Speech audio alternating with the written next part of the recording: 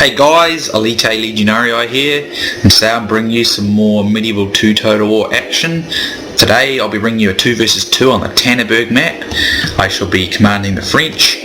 My ally over here, KingEdawg, will be in command of Spain.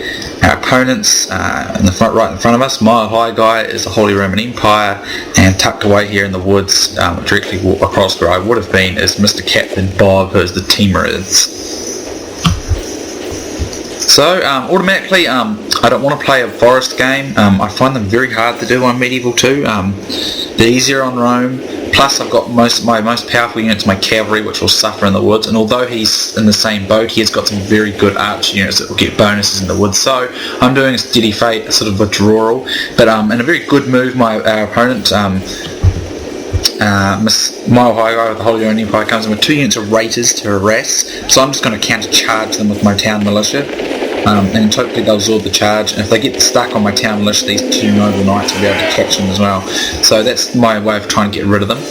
So I might as well outline my army. I have 4 units of Aventuret crossbowmen, very good crossbowman unit. I've got 2 units of lancers, my heavy cav. These are chargers in my opinion, they've got a really good charge. And I use a mixture of noble knights and lancers together because noble knights are better at melee and lancers are better at charge, so that's why I've got a mix. I have 2 units of town militia, obviously just to be on my meat shield, and I've got 5 units of dismounted chivalric knights as my main infantry line. My ally has gone with a tried and tested tactic that you know I use, the mixed pike musket line, where you use the pikes to shield your muskets from cavalry charges. So I think he's got 5 of, let's see, 1, 2, 3, 4, 5 muskets and 5 tertio pikes. That's his covering move. He's got 1, 2, he's got 3 units dismounted, 3 or 4 units dismounted conquistadors, and I think it's 5 units of chivalric knights and a general's bodyguard. So it's a very good, well-rounded Spanish army. Our Holy Roman Empire opponent, he has 2 units of raiders, as you saw before, and they're going into the action again, which is, before I get on to the rest of his army, this is how you shouldn't use raiders. In my opinion, they've got very short range, so they should be used to support heavy cavalry, and I use them against heavy cavalry and to get close to the enemy flanks once engaged. I would never use them like this because, as you can see, they just get cut to pieces because of their short range. So these muskets rout both of them pretty effortlessly, or this unit's about to get routed. The rest of his army, he's got 4 units of these excellent puppies crossbowmen. They are so, people always underrate them. In my opinion, they're fantastic because although they've got great range, they've got huge defense. They can really, even for muskets, it's hard to beat them down. And for archers, it's extremely hard, as you saw in that last Mongols versus Holy Roman Empire battle I had before. My guys had real trouble with them. Here's 4 units of dismounted feudal knights, a very capable unit, the chainmail variant this time. A lot of factions have them, but nonetheless they're very good. Sergeant Spearmen, got a general's bodyguard, and 3 units of Gothic knights. My opponent, I am dueling with him, with my archers, my Aventurets rather, as he approaches. He's got some of his Sabadar militia. I think it's hard to tell his force in the woods here. He has, I think it's 3 Afghan javelinmen, 2 spear militia. He broke their rules for cavalry, which was 6-2, which means 6 cav max and 2 missile cav. He broke that rule. So I'm actually using my Aventurets here. They're loading away to fire at his men, and I actually get the best of them. I was thinking I wouldn't do too well here because he's going to get the woods bonus and the cover from the woods while I'm out in the open. But I actually do quite effectively and do quite a bit of damage against these Sabadar militia. I think he's got 5 of these and 4 units of heavy dismounted archers. No horse archers, which is an interesting move. Here's some of these heavy dismounted archers now. I think there's either 3 or 4 of those and about 5 of those Sabadar militia. He's got several Khan's Guard up here. He's got dismounted, he's got more Khan's Guard here, but he's got, over here he's got like Mongol heavy lancers, and he's got more than 6 cavalry anyway. I think he's got about 8 or 9. I'm sure he had more than the standard. And as you can see, look at these. Look how much dead muskets and other bits and pieces over here, just due to these Puvvy's crossbow, and they are extremely deadly. And as you look, that's still, look, 60, 52, 54. This one's at 40, so I mean they've taken very few casualties, inflicted quite a huge sum on the Spanish player, so a very effective unit in their own right. So my Aventurae are having a pretty effective results out here. As you can see, if we look over here, big number of dead guys here. I'm surprised though that I was having this much effect, because I mean he's got good forest cover and archers get a bonus in the woods. So I put 2 of my noble knights out here just to make sure I can actually, that when the Spanish player engages the Holy Roman Empire, we can just dominate. I can come around the flank with my enormously powerful charging knights here, while remaining with my 4 units of noble knights to be enough to assist, because I mean his infantry is going to be absolutely no match for my dismounted chivalric knights, so I can probably just toss them into the cavalry fight once their enemy's charge is absorbed by my cav, and then I can make sure I dominate it basically. And I'll use my town militia to just basically charge his spear militia and Afghan javelin and just absorb them basically. It doesn't matter if they win or lose, it doesn't really matter. It's just a matter of basically just absorbing his attention so that I can be more decisive and destroy his much stronger cavalry forces. I mean I started out over here, about where I am now, and I just don't want to fight in the forests. It doesn't play into France's strengths. I mean, it doesn't really play into the Timurids either, but it does play to their archers' strength. These guys will be getting good bonuses here in the woods, and they are actually proving to be quite effective, and we're getting casualties. So I'm going to pull back a bit. I want to draw him out. I want him to come out of the woods, because when he comes out of the woods, he'll probably be somewhat disorientated, or it's possible we could be disorientated by withdrawing from the woods, and he's going to be drawn into my crossbow's range, so I'm going to keep withdrawing here. Because I mean, if I go in there and attack him, he could easily spring traps on me and things. So it's not advantageous. It's a disadvantage for me to be in the woods. So that's why. And this way I can easily support my Spanish ally as well. That's the difference. That's the very big difference between our 2 forces too. They're spread out and separated. We're connected together. So yes, we're playing a more defensive style game, but we had the potential to support each other much quicker than they do, which is a big deal in a 2 versus 2. So now we're getting a bit of a better look at the Timurids forces. It looks to be a couple of spear militia, so Afghan javelin men. Looks like there's 3 of those. Let's see, 1, 2, 3. 3 dismounted heavy archers. 3. I think it's 3 Sabadar militia I can see there.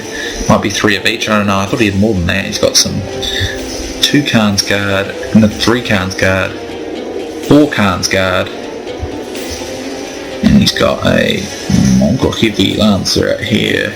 I'm sure he had more than 6 cav though. I'm positive he did. Eventually when he gets revealed a little more. So I'm just reformatting a line. I do, however, need to be careful that I don't create a gap that can be exploited to get behind the Spanish player, which would ruin him. So I have to be aware of that. So that's why I've left this unit of lancers in reserve, to make sure that gap can be filled if necessary. So here's 2 of his Khan's Guard out here, and there's 2 more in here, and there's some Mongol lancers there, and there's another 2 there. So that makes 6 cav all up. I think that makes it 6 cav all up. I mean, he might have had 6, but I'm sure he didn't. Now, initially I was allowing them to shoot these militia units, but so there's 3 dismounted heavy archers, and there's 1, 2. I think there's 3 more Sabadar militia out here. And of course, here's the rest of his Khan's Guard coming out. So I'm going to charge my town militia in. Probably should have made them into tight formation. Didn't really think of it at the time actually, but that was probably a bit of a blunder on my part. But at this point the Spanish player is charged into the Holy Roman Empire player, and I charge the Holy Roman Empire's general with my guys and kill him. They have lost half their men. As you can see, Our men are under attack. We need to act. so that goes on pretty actually pretty evenly over there, and I'm bringing up my knights now to assist, but I just need to be careful I don't get them too isolated. But as you can see, this Holy Roman Empire infantry, it's not going to be a match for this hardcore Spanish conquistador force, which is just much too strong. And I'm going to finish it off by coming in and flanking him. Now I'm charging my knights in to destroy the rest of his screen here, so I can get them out of the way quickly and use my other guys to assist. So he's got... Men are under attack. We must act now. So there's 3 dismounted heavy archers going to get clumped up here. That's not good for him. And here's one... Hold on, I'm just going to get... I was just trying to get rid of... Reaver's trying to chat to me there, but I mean, I just want to make sure that doesn't happen. So there's 2 of his Mongol heavy lancers there. Maybe he did have only 6 cav. It could just been a bit of a blunder on my part there when I thought that. He's still going.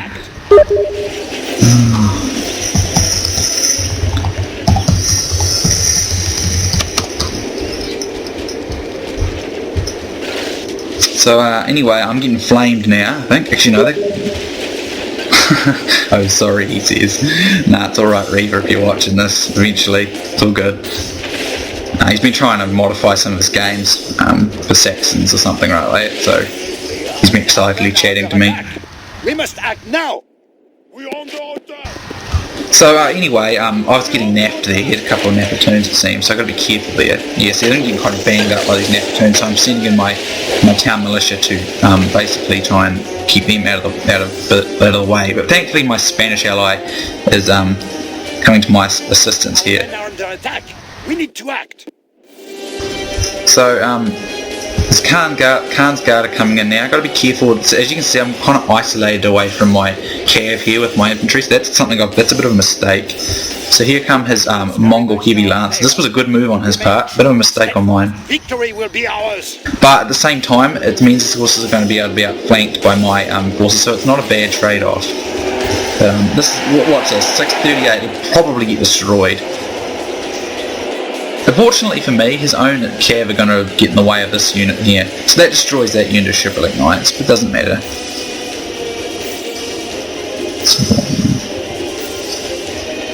Our men are under attack. We need to act. So I charge these Mongol heavy lances here when he doesn't spot it, and I'm going to come in with my guys and add support here. These nappertoons are being a real pain. So my infantry are probably not going to have very good stats because they sort of had to sit there and take hits. Only half the enemy force remains. So here come these dismounted conquistadors. They'll finish off. My allies giving good support. That's where me and my allies succeed, if we supported each other and we protected each other basically. We didn't even really need to communicate though, we just did it. I mean, I love it when that happens, because communicating kind of takes time and effort. You have to take your eyes off the situation temporarily to communicate. So that's not always so great.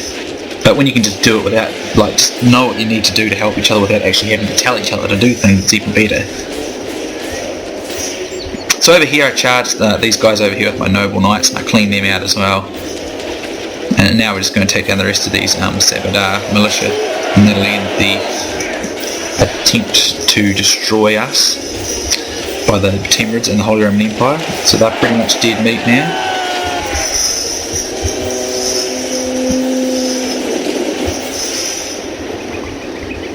So he might have actually had 7 cav, but I mean that could just be a typical mistake. I mean, I don't really care if it's 7. Cowardly foe. Yeah, it's not a big deal. Our advantage. So that pretty much put play to these Timurids and Holy Roman Empire. Basically, the reasons we won, I think, is that we forced them to play into our style, like in the nice open out here. Even though the forest wouldn't benefit them that much either, it might have been ideal for the Timurid player to, harass me a little more than he did. Like the coward he is. Here he has a bit of a charge on my Aventure, which is a nuisance. I was quite annoyed that they had to happen, but I lose more archers than I really would like to. As you can see, I lost a few there, which is a frustration, but I come in and I'll finish them off anyway. So that worked out alright, really. Pretty much that puts them to pay. They did do quite a lot of damage to my knights, but that was mostly due to Napatoons and archers. Awed by our victory here today. So, hope you guys did enjoy this fight. It was fun. We got a nice drop in there by Reaver. I'm sure you'll have a good laugh at that when he watches this, if he does. So anyway, I had 931 men deployed, got 358 lost, 573 left, a total of 678 kills and 110 captures for 788, so I'm pretty pleased with that. This one goes to my ally, KingEdawg. He had 1,136, 532 men lost, 604 remaining, 764 kills and 132 captured for relatively close to probably about 900. Milehighguy 816, 749 lost, 67 men remaining and 604 kills, so he was up there too. And my ally, my opponent, Mr. Captain Bob, had 1,071 men, 957 losses, 114 left, and 429 and 3. So I didn't sort of allow him to do what would have been effective for a skirmish from the forest, but as you can see, my lancers, my noble knights and cav, they still got quite a lot of kills, but they didn't do heaps. I mean, not as much as my cav usually do. This lance unit did good, and these two noble knights did good, but they didn't really get heaps like they usually do. The openings just weren't the same, really. But my dismounted chivalric knights, as you can see, took quite heavy casualties to those archers and Napatoons. But if I rushed them up, I would have taken them too far away from cav support that were otherwise occupied, so I didn't want to do that. So they kind of had to sit and take it, but it didn't really matter. This one goes to the Aventure, though, 68, 81, 67 and 74. They did great. They were the ones who saved the day, and you have to admit, these town militia each nearly got 50, and that's pretty good for town militia, so I'm pretty pleased here with that. That's a big surprise. Usually the meat shield doesn't get any kills, but this time they did, so good on them. So great game to KingEdawg, Milehighguy and Mr. Captain Bob. Thanks for playing, guys, it was fun, and thank you for watching, viewers. Hope you enjoyed, and I'll see you soon next time.